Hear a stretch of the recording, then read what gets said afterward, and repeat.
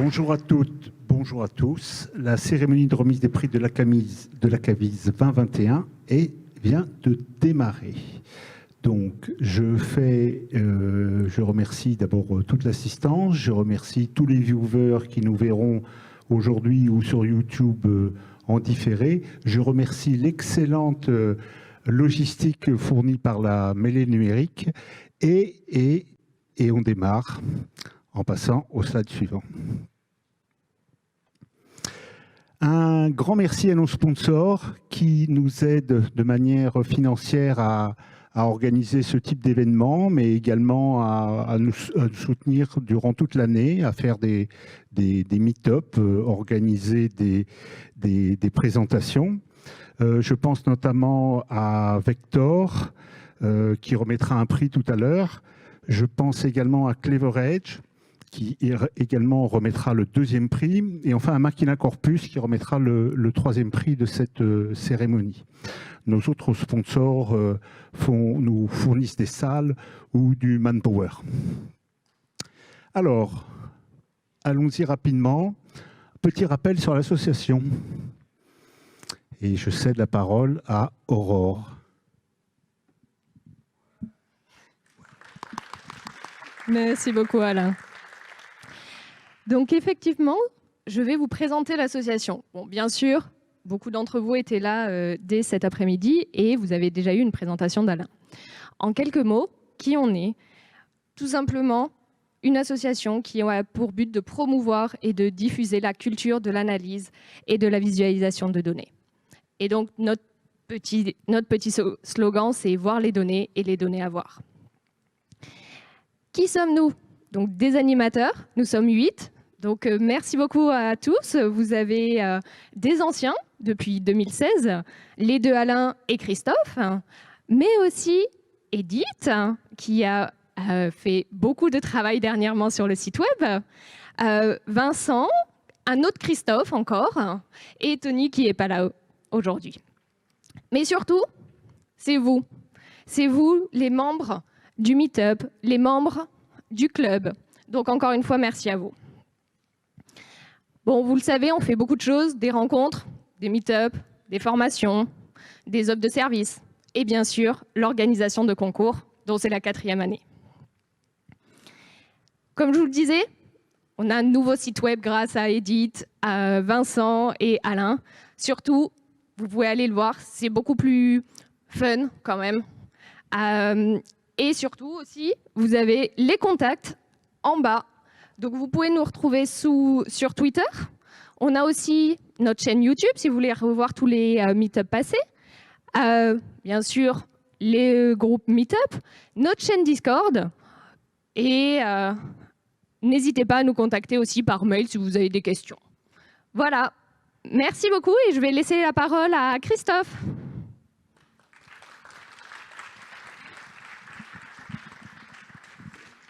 Merci, bonsoir ou rebonsoir à tous. Merci d'être présents. Alors, bien entendu, il n'y aurait pas de concours sans jury.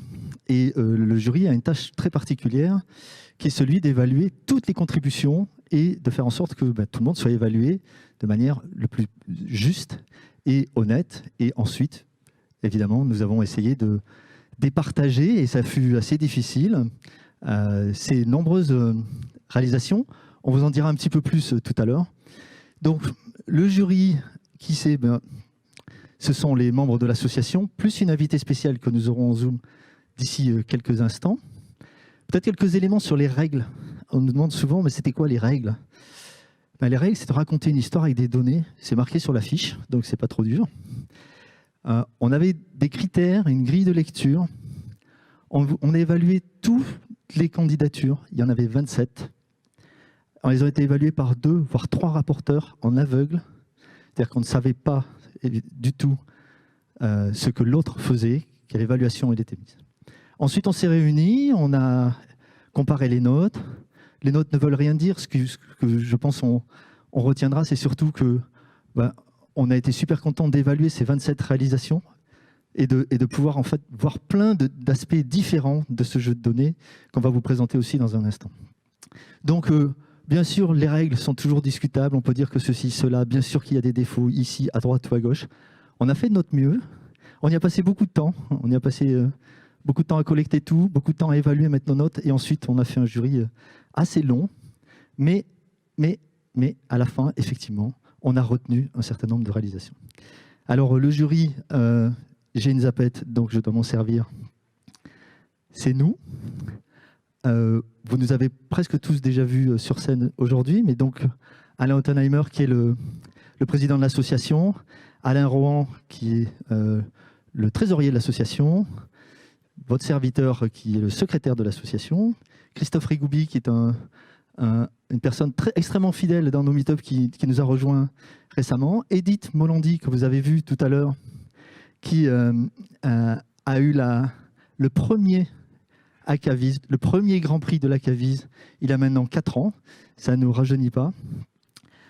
Vincent, qui est celui qui a le plus œuvré probablement pour techniquement mettre en place tout le jeu de données sur lequel vous avez travaillé. Enfin, beaucoup ont aidé, hein. Alain, Christophe ont beaucoup aidé. Et puis, ça manque un petit peu de femmes, tout ça. Et puis, ça manque aussi d'extérieur. Donc, nous avons eu la grande chance de pouvoir solliciter, et nous avons eu le grand plaisir qu'elle ait accepté de participer à ce jury. C'est Lucie Bailly. Lucie, qui est data designer, je pense, ou data manager, je m'y perds, chez Doctolib, et qui nous a fait le grand plaisir de participer à ce jury et qui a évalué toutes ces réalisations que nous allons voir ce soir. Donc Lucie, est-ce que tu es avec nous? Oui, je suis là. C'est super, on t'entend. Merci beaucoup, tu es à Paris.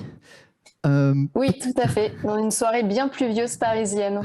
Ah, tu devrais être avec nous. Ici, il fait beau et on va faire la fête toute la soirée. J'espère que tu pourras faire la fête aussi à travers ton petit écran, que tu as prévu ton verre. Peut-être tu boiras même avant nous. Peut-être je veux te demander quelques mots sur ce que tu as ressenti de ce jury.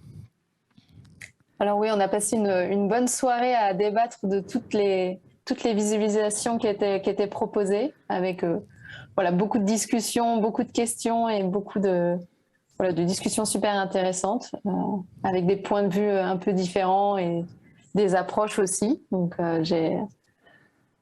déjà, félicitations à tous ceux qui ont participé, parce qu'il y avait beaucoup de diversité dans ce qu'on a vu et un beau résultat à la fin.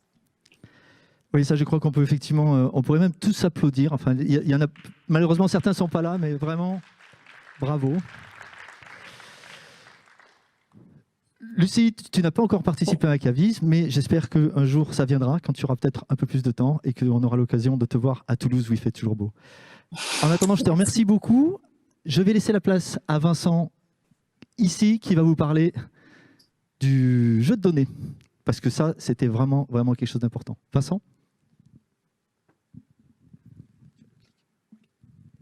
Donc bonsoir. Bonsoir. Donc avec Alain et Christophe, on s'est occupé du jeu de données. Donc cette année, on parle des quartiers prioritaires. Donc des 105 quartiers prioritaires de l'Occitanie. Donc qu'est-ce que c'est un quartier prioritaire? On prend une carte, on fait des petits carreaux, on regarde la population qui est dans chacun de ces petits carreaux, on regarde leur revenu, et si ce revenu est inférieur à un seuil donné, on décrète que ce petit carreau fait partie d'un quartier prioritaire. Donc on a eu 4 fichiers. Donc le premier fichier, c'était les caractéristiques démographiques et économiques de ces quartiers, donc la population, la proportion de femmes, d'étrangers et la jeunesse et de jeunes. Ensuite, les revenus de ces personnes, l'emploi, donc le chômage, depuis combien de temps ils étaient au chômage, etc. Et ensuite, les établissements scolaires qui étaient installés dans ces quartiers et les différents établissements de services. Donc ça, c'était la première partie. Deuxième partie, c'était les transactions foncières. Donc les dates, les montants de ces différentes transactions, le lieu, c'est-à-dire l'endroit où la transaction a été faite, le bâtiment, l'adresse de ce bâtiment, le type du bâtiment, si c'était un appartement, une maison ou un local industriel. Et ensuite, le nombre de pièces et les surfaces qui étaient associées à chacun de ces bâtiments. Et ensuite, 2 derniers fichiers, c'était les contours géographiques des communes et des quartiers prioritaires qui appartenaient à ces communes. Voilà. Donc à ces 4 fichiers, en fait, les différents candidats ont essayé de raconter des histoires. Donc il y a eu deux petits écueils en fait. Le premier écueil, c'était au niveau de la distribution de la population.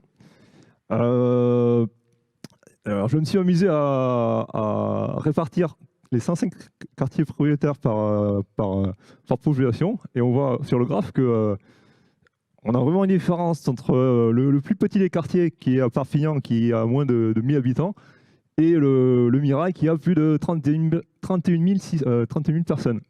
Alors pourquoi c'est important? C'est parce que dans de nombreuses contributions, on a vu des petites erreurs. C'est au niveau des cumuls des pourcentages.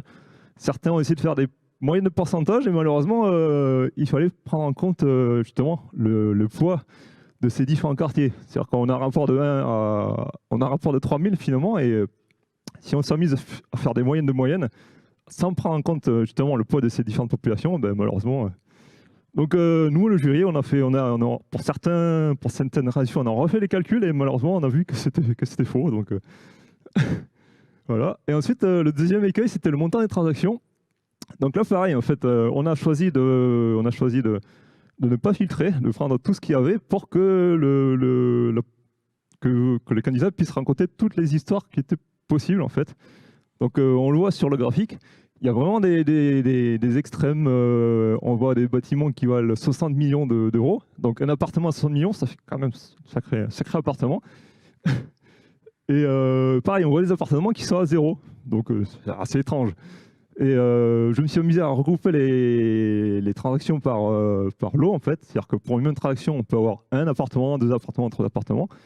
Et pareil, on voit que les transactions uniques, c'est vraiment très rapproché. Et là, pareil, on a eu des réalisations où les données n'étaient pas filtrées, malheureusement, et finalement, on avait des écarts de prix assez complètement fous.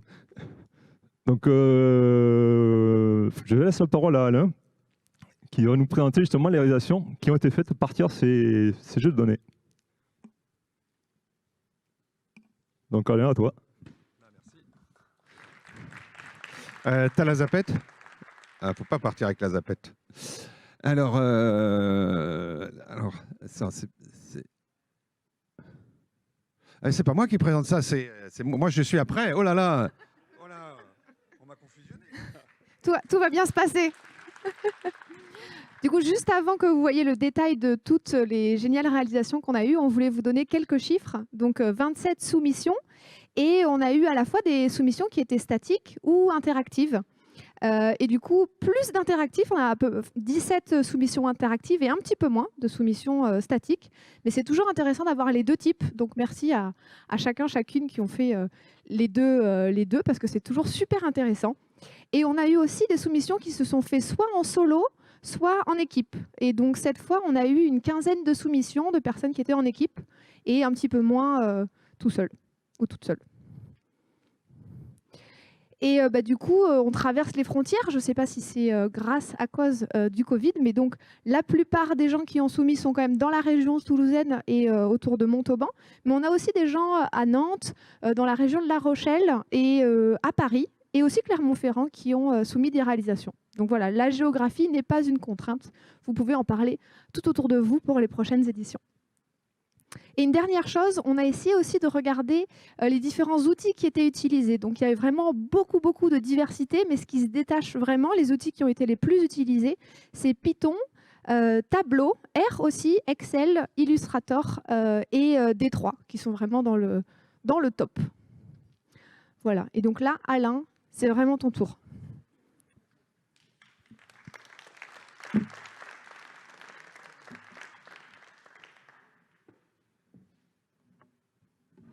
Qui marche, ouais. Alors, moi j'ai eu une tâche assez difficile, c'était de vous présenter une synthèse des soumissions. Mais c'était juste un exercice pas du tout facile, et je ne savais pas trop comment m'y prendre. Donc j'ai essayé un truc, ça va peut-être faire flop, mais bon, j'ai essayé quelque chose et on va voir. La première chose que j'ai regardée, parce qu'en fait vous avez répondu, on avait des noms, et alors on a dit qu'il y avait 9 représentations statiques et 18 représentations interactives. Bah, j'ai l'écran là. Et la première chose que j'ai regardée, c'est les prénoms. Alors, c'est les prénoms des gens qui se sont tête de liste, parce qu'il y a des équipes. Donc, j'ai pris que le premier nom, pas le nom de toutes les équipes, juste pour me faire une idée. J'ai essayé de regarder ça. Et la première chose que j'ai essayé de regarder, première information que j'ai vue, je me suis dit, tiens, sur le statique, quand je regarde les prénoms, il y a beaucoup de femmes et peu de garçons, en tout cas sur et sur l'aspect interactif, c'est plus équilibré. Bon, je ne sais pas ce que ça veut dire, mais je me suis dit, bon, tiens, je vais continuer à aller regarder un petit peu ce qui se passe.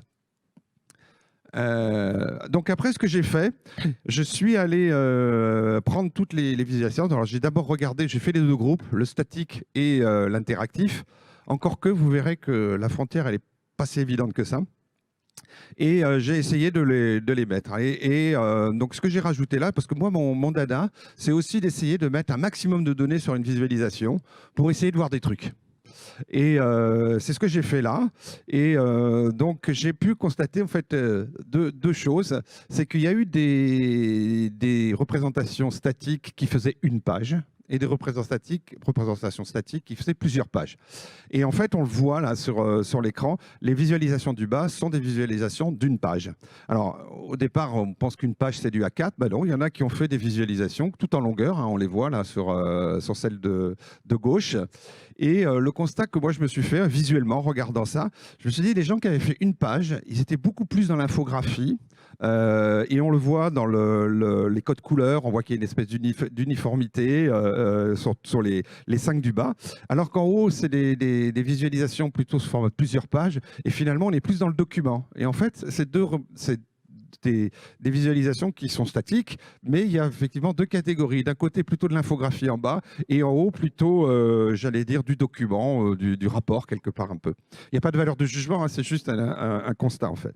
Et ce que j'ai rajouté aussi, c'est essayer de regarder un peu, parce qu'on vous avait demandé, ceux qui ont répondu, qui ont soumis, de déclarer s'ils étaient plutôt amateurs, s'ils étaient plutôt expérimentés, voire professionnels. Et donc, j'ai essayé de regarder un peu si les professionnels étaient plutôt en bas, plutôt en haut, et on voit quand même que c'est relativement mélangé.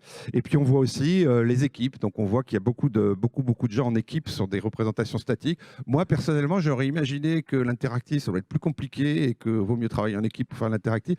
Et bien finalement, on voit qu'il n'y en a que 2 qui l'ont fait tout seul, alors que tous les autres les ont fait en équipe. Donc c'est un saignement. Alors qu'est-ce qu'on voit d'autre? On voit là, en regardant cette vue, on voit un petit peu les graphiques qui ont été utilisés. Alors, moi, ce que je peux vous dire, c'est que 100%, que ce soit en statique ou en dynamique ou en interactif, il y avait des cartes. Là, la carte était incontournable, même si certains ont fait des cartes très compliquées, même il y en a certains, ils ont quand même mis la carte parce qu'il fallait mettre la carte et il y a 100% de cartes. Après, ce qu'on voit, c'est qu'il y a énormément de bar charts, hein, donc des diagrammes en barres, et puis aussi pas mal des diagrammes à bulles, hein, c'est ce genre de choses. Et puis de manière peut-être un peu plus moins fréquente, on voit des diagrammes à secteurs circulaires, on voit aussi quelques box plots et des choses comme ça. Mais voilà, donc finalement, on a un nombre relativement limité d'utilisation graphique là-dessus. Donc en gros, je crois que c'était à peu près tout ce que je voulais dire sur ces visualisations donc, en statique. Alors, après, je suis passé sur... Alors, autant sur le statique, c'était facile hein, de les visualiser sur l'écran, autant le dynamique, c'était juste un peu compliqué. Je me suis dit, tiens, si je faisais des gifs, on aurait pu faire des petits gifs pour monter. Sauf que si j'avais 17 gifs sur l'écran, c'est un truc à devenir fou. Donc, j'ai repris un peu les vignettes hein, que les candidats ont remis et j'ai fait un peu le même exercice. Et donc là, sur celle-là, j'ai juste mis d'un côté, qu'est-ce que j'ai mis là sur celle-là, que je ne me dise pas de bêtises, les gens en équipe et les gens qui l'ont fait en indépendant. Voilà, donc voilà, on voit que c'est à peu près équilibré. Et puis sur la slide d'après, je me suis dit, ben bon, qu'est-ce que je pourrais sortir comme info là-dedans? Donc je les ai regardés et puis j'ai regardé ceux qui avaient utilisé les 2 jeux de données. parce qu'il n'y avait pas de règles. On pouvait utiliser un jeu de données ou juste une colonne, peu importe, il fallait raconter l'histoire. Il n'y avait pas d'obligation d'utiliser tous les jeux. Donc il y en a un certain nombre là, sur la partie gauche là, qui sont ceux qui ont utilisé les deux jeux de données, donc a priori le plus difficile, là où il y avait plus de données. Il y en a qui ont utilisé sur la droite que le jeu de données sur les caractéristiques des quartiers prioritaires et qui ne sont pas du tout intéressés aux transactions immobilières. Et il y en a finalement que 3 qui ont utilisé uniquement le jeu de transactions. Voilà. Alors là, pareil, on retrouve un peu les mêmes types de graphiques. On voit des cartes, on voit des bar charts, etc. Donc, on retrouve un peu la même chose que ce qu'on avait vu sur le statique. Alors, après, je suis allé trop vite. Alors, après, j'ai regardé, je me suis intéressé à l'interactivité. Et en fait, il y a un certain nombre de visualisations interactives qui ont utilisé soit juste des tooltips, des infobulles, soit des Dropbox, des boutons, des sliders pour pouvoir sélectionner, ou éventuellement utiliser des sélecteurs graphiques. Alors, je vais vous expliquer ça. Donc, en fait, l'infobulle sont les visualisations. En fait, ce sont des visualisations où, en fait, vous déroulez en fait la visualisation et l'interactivité, finalement, se limite à la visualisation du secteur sur lequel la souris est. Donc, s'il y a une carte et que vous vous baladez, vous voyez le truc s'afficher en disant ça, c'est le département de je ne sais pas quoi, et puis ça montre les données. Mais finalement, il n'y a pas d'interactivité réelle avec la donnée, c'est-à-dire qu'il n'y a pas d'action qui font. Donc, toutes celles-là sont purement uniquement tooltip. Alors, il y en a certaines, il y en a 2 qui étaient en mode scrollytelling. Vous savez, c'est où vous utilisez la souris, puis vous voyez le truc défiler, et puis les cartes évoluent, et ce genre de choses. Donc, il y a 2 visualisations qui ont été faites comme ça. Après, donc celle du milieu, il y avait des Dropbox. Bon, classiquement, vous cliquez dessus, vous sélectionnez votre donnée, et les graphiques s'adaptent en fonction du choix que vous avez fait sur la Dropbox. Il y en a quelques-uns, c'était des boutons. Je sélectionne les maisons, je sélectionne les appartements ou des choses comme ça. Ou éventuellement, il y en a quelques-unes qui étaient avec des sliders. Donc en fait, on pouvait, par exemple, choisir le niveau de revenu, par exemple, si vous voulez regarder le nombre de ventes en fonction du quartier ou de la jet. Donc on pouvait, avec le slider, modifier un petit peu ce genre de choses.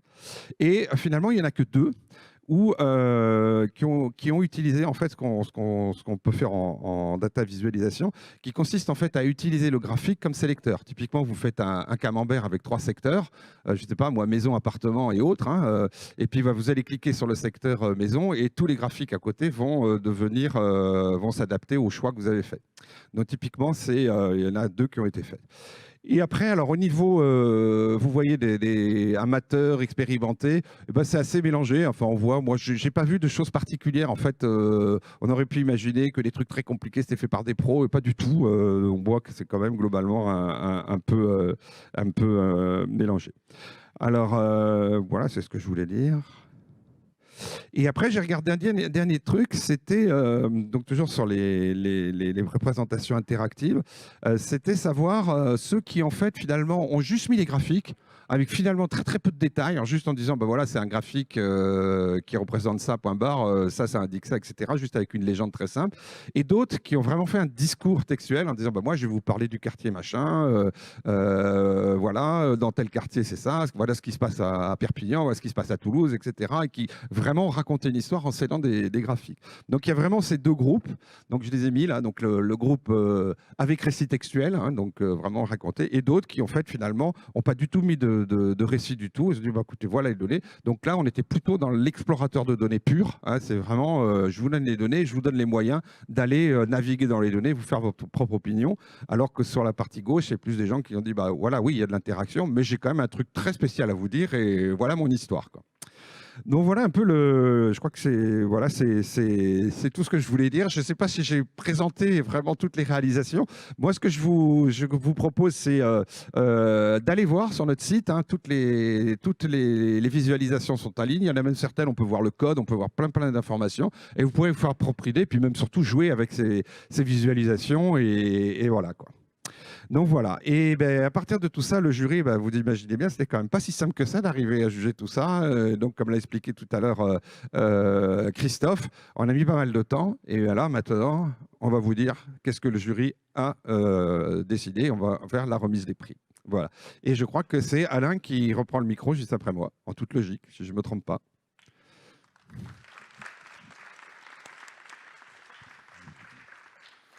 Allez, les affaires sérieuses commencent.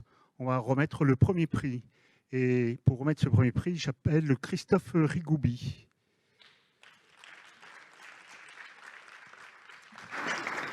Bonsoir. Alors le premier prix, c'est le prix Zen. Alors il m'a fallu pas mal de temps cette semaine pour trouver comment expliquer ce que c'est que le prix Zen. Alors c'est Wikipédia qui m'a aidé. Alors il faut rappeler que le Zen, c'est une philosophie bouddhiste japonaise qui invite surtout à la méditation. Et alors ce prix, il vient de beaucoup de réalisations exploratoires du jeu de données qui ont été soumises. Et il y en a une qui est vraiment ressortie du lot parce que même si c'était très exploratoire, interactif, on choisissait un peu le parcours qu'on faisait dans les données, mais elle laissait un sentiment de zen et de méditation face à ce qu'elle montrait. Et c'est comme ça qu'on a décidé de nommer ce prix particulier.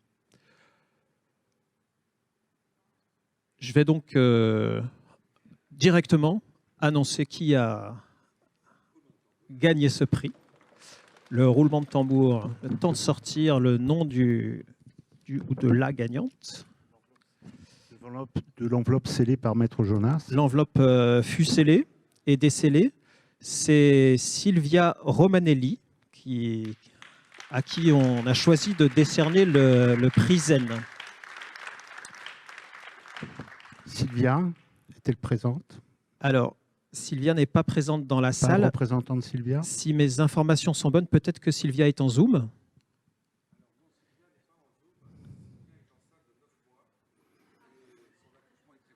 Ah, d'accord. Je répète ce que vient de dire Alain. Sylvia est en passe d'accoucher, c'est ça? Bon, d'accord. Bon, donc on va lui garder son prix, ainsi que ses livres, qu'on lui enverra par la poste. Ouais, ou on lui emmènera à la clinique, il n'y a pas de souci.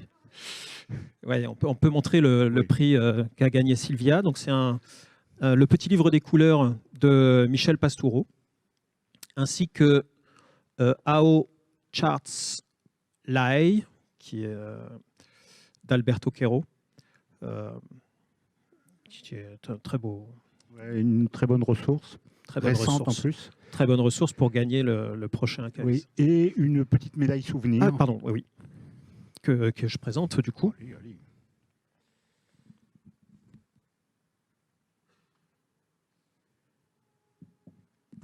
Sylvia sera certainement très fière d'afficher à tous ses amis et collègues.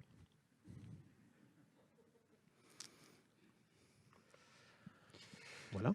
Merci Christophe. Je vais appeler Edith qui va représenter Machina Corpus. Pardon?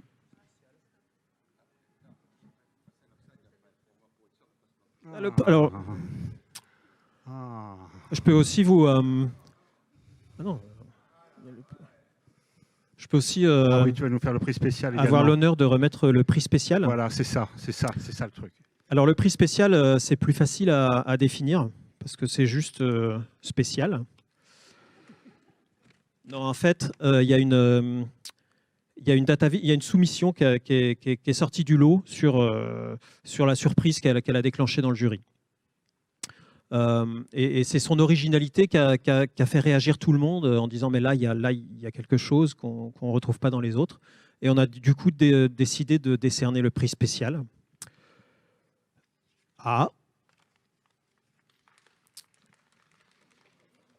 Merci. L'équipe composée de Giuseppe Melillo, Thomas Cabrol, Marie-Cécile Moaï-Bounef et Brice Renouf, qui, si mes informations sont bonnes, sont présents dans la salle.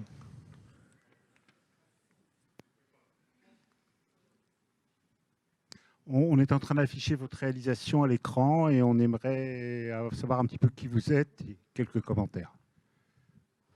Bonsoir à tous. Très ému de recevoir ce prix. On s'y attendait pas du tout. Spécial en quoi? Peut-être le jeu de mots. Surprenant. Surprenant, oui.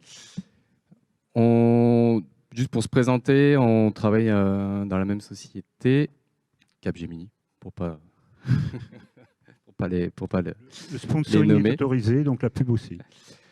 On travaille dans la même équipe. Principalement, nous, on fait de la BI sur du Power BI ou du ClickSense. Et du coup, cette année, on s'était dit qu'on allait participer au concours. Qu'on avait déjà fait, on avait fait le Mapathon il y a quelques mois déjà avec Marie, tous les deux. Et là, cette année, on a embarqué Thomas et Giuseppe en plus. Et du coup, voilà. Donc, la vise, que dire? Il y avait le jeu de données, il y avait beaucoup de données, on a eu beaucoup de mal à se lancer. Et du coup, on s'est dit qu'il fallait raconter une histoire. Et la première chose qui nous est venue à l'esprit, il faut qu'on sorte du lot et qu'on fasse quelque chose d'un peu drôle. Donc, on a eu cette idée de faire une petite bande dessinée. Ça, voilà. On a essayé de faire un petit jeu de mots avec le titre, tout ça. On a essayé d'intégrer ça avec toutes les données, faire quelque chose voilà, qui sortait un petit peu du lot. Je sais pas ce que, voilà, c'est peut-être pas exceptionnel, mais voilà, on a essayé de se démarquer. C'est ce qu'apparemment ça a marché, quoi. Donc, merci beaucoup. Eh bien, Christophe va vous remettre votre prix. Non, c'est celui-ci. Celui-là. Ah. Alors, vous avez le livre des couleurs de Michel Pastoureau. Ok, merci. Factfulness de Dominique. Le guide to Information Graphics du Wall Street Journal, une bible s'il en est, et le manuel de la data visualisation. Ils se battront pour se échanger après. Hein. Ah oui, bien sûr, il faudra faire tourner les livres. Hein. Ainsi que, bien sûr, quatre médailles à afficher fièrement. Non. Il y a 3 médailles et une gros truc. À afficher fièrement au bureau. Et bien sûr, un véritable trophée. En verre.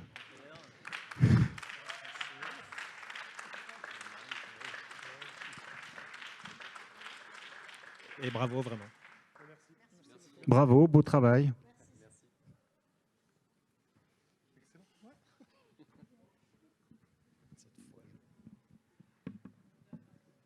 Donc on arrive au 3e prix. Et j'appelle Edith, qui représente Machina Corpus, pour remettre ce prix. Merci Alain. Alors là, dans le jury, c'est le moment où les choses se corsent, hein, quand il n'y a plus que 3 places.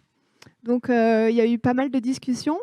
Et bon, il faut avancer. Et ce 3e prix, on l'aime beaucoup parce qu'on aime beaucoup les réalisations interactives, mais on aime beaucoup le statique aussi.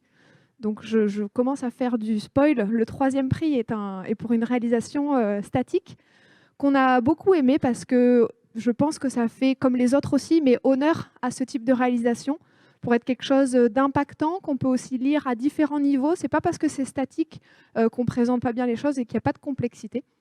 Donc, je ne sais pas, je n'ai pas d'autre chose de plus à dire là-dessus. Et du coup, je vais révéler le nom de la gagnante de ce 3e prix, toujours encore plus de spoil, qui est Guillemette Crozet.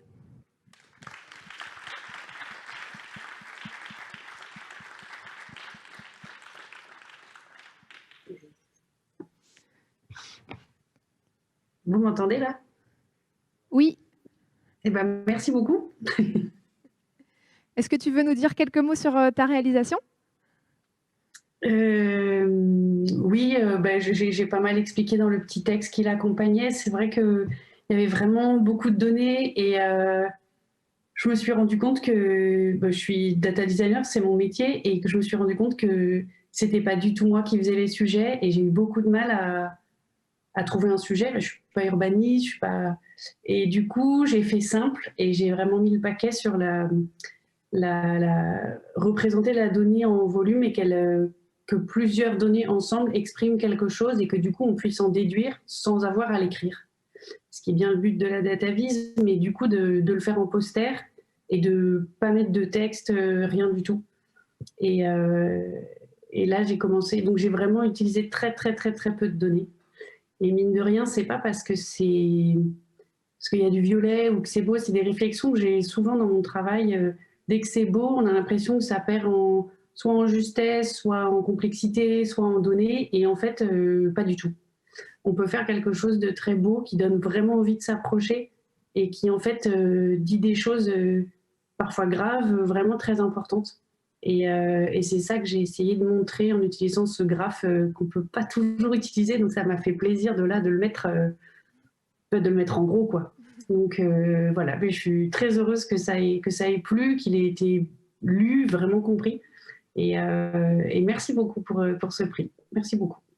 Et du coup, tu recevras, bravo, tu recevras aussi du coup le petit livre des couleurs, mais également data visualisation de l'extraction des données à leur représentation graphique et un magnifique et véritable trophée également. Merci beaucoup. Merci beaucoup. Merci. Donc, on arrive au deuxième prix. Le deuxième prix, c'est toujours difficile parce qu'on se dit toujours qu'il suffit d'un rien, peut-être un petit peu plus de temps, une simplification supplémentaire. Excusez-moi. Je reprends. Le deuxième prix est toujours difficile. Parfois, il suffit d'un rien, un petit peu plus de temps, une simplification supplémentaire, et c'était le chef-d'œuvre. Il y a Blaise Pascal qui a dit « Je vous écris une longue lettre parce que je n'ai pas eu le temps d'en écrire une plus courte ». J'appelle Christophe Lebeau de la société Clever Edge pour remettre le deuxième prix. Bonsoir. Alors, il va falloir que j'ai le petit papier pour... Non, j'ai pas de papier. Je ne sais pas qui. Tiens, je te donne le papier. Alors, je vais durer le suspense. Hein. Oh, oui, je vois. Pour le deuxième prix, je vais donc appeler Philippe Mallet-Nadiera.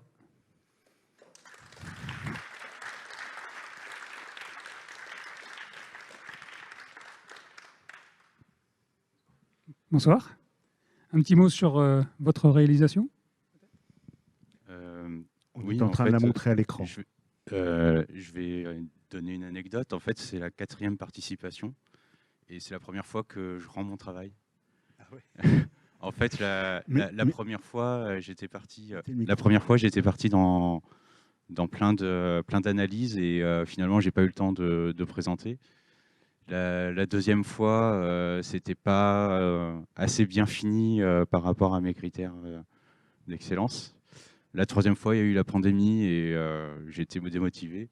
Et là, je me suis dit, il faut vraiment que je rende, malgré tous les défauts qu'il pourrait y avoir, et même si je n'ai qu'un graphique. Et voilà, donc je voulais raconter une histoire.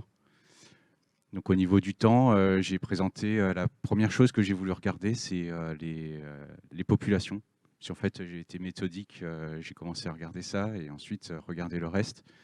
Et c'est là-dessus que j'avais le plus de choses à dire. Donc voilà, c'est ça ma réalisation.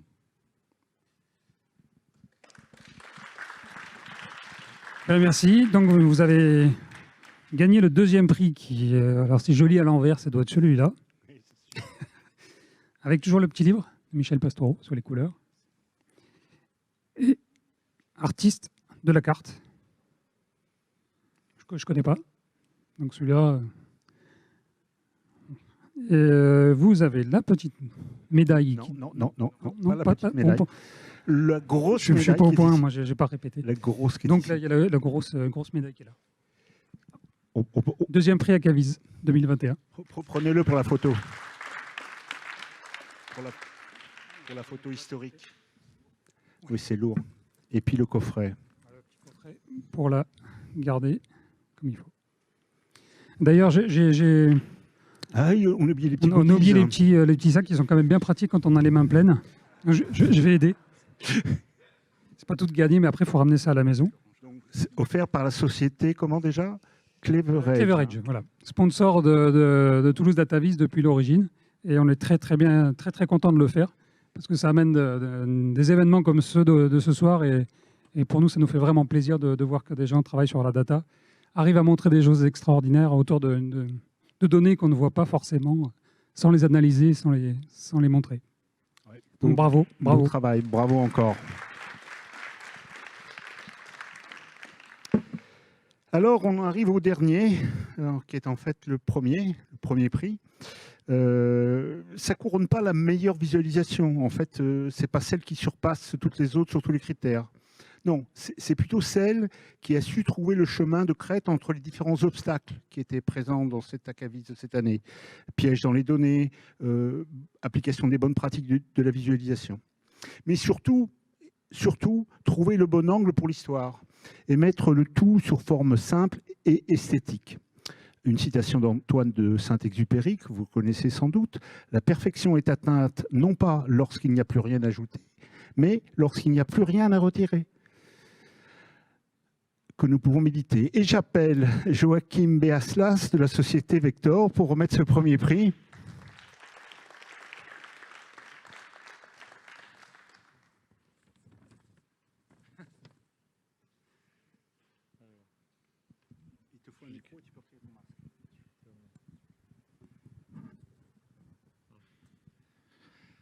Bon, Patrick m'a un peu lâché ce soir, mais je le remercie de m'avoir... Patrick, c'est son chef direct. Oui, pardon. Tout le monde le sait. De m'avoir laissé utiliser Score et analyser ces belles données. Merci aussi à vous, parce que c'est toujours sympa d'avoir des nouvelles données à explorer. Donc, le gagnant est Julie Hauck et Pierre-Arnaud Hauck. Je ne sais pas s'ils sont présents.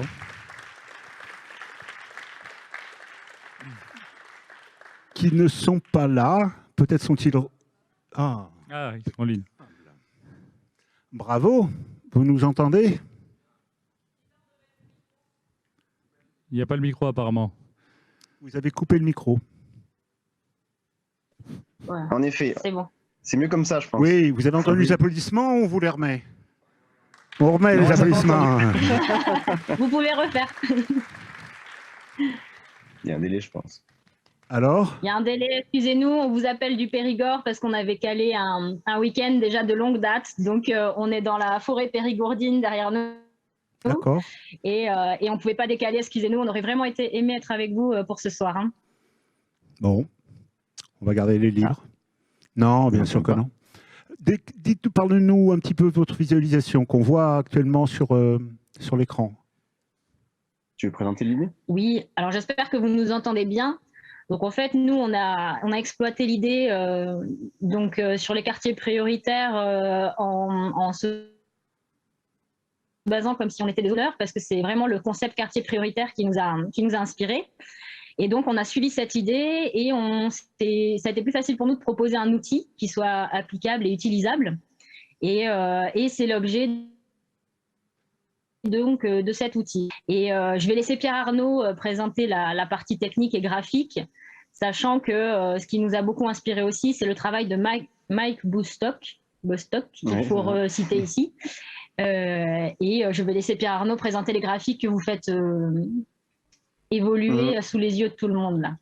Oui, donc le jeu de données était assez difficile parce qu'il y avait beaucoup de données, comme vous l'avez dit. Donc on a choisi de se focaliser sur quelques indicateurs clés qu'on a pensé clés et qui pouvaient être pertinents pour l'histoire qu'on voulait raconter, à savoir donc comment amener des nouvelles entreprises dans les quartiers prioritaires et du coup quel quartier prioritaire choisir.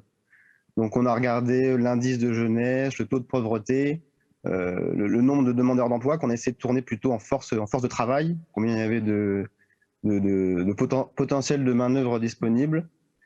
Donc on a eu beaucoup de mal à choisir la bonne réalisation. Au final, on a fait une carte et aussi donc, un graphique en mode un peu B-Swarm, que je ne connaissais pas et du coup qu'on a dû réaliser.